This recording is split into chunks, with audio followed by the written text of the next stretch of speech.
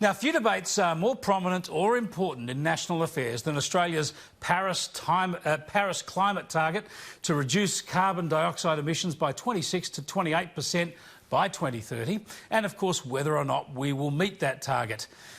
Meeting our targets. That's what we're doing. We've set our targets, we're meeting them. We hit Kyoto 1, we're going to smash Kyoto 2, and we'll meet 2030 in the Canada.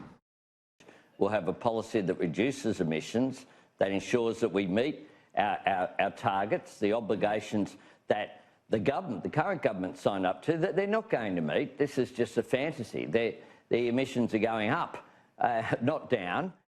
Scott Morrison's out there saying it's all okay, we're all on track to meet our targets. Well, we're not. The national broadcaster has always been fascinated by climate change issues and has given great prominence to claims that Australia won't meet its Paris target.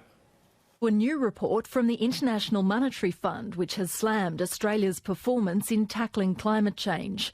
The IMF says Australia will fail to meet its targets under the Paris Agreement on reducing emissions, contradicting claims by the Morrison government that we're on track to meet the targets.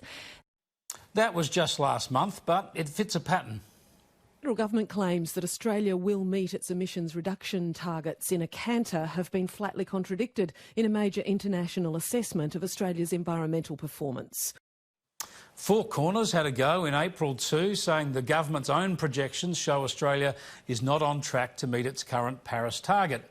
In September, the ABC's science reporter Nick Kilvert wrote about how Prime Minister Scott Morrison's absence from the UN Climate Summit in New York was an embarrassment, and he said Australia's emissions have continued to increase over the past 5 years, and most projections see us overshooting our 2030 target without some drastic reductions.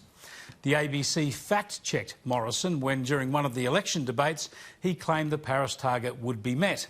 They concluded. But according to the 2018 projections released by the Department of the Environment and Energy, Australia will reduce its emissions by just 7%. The narrative from the ABC has been pretty clear. Whatever you think of the Paris target, it looks like we will fail to meet it.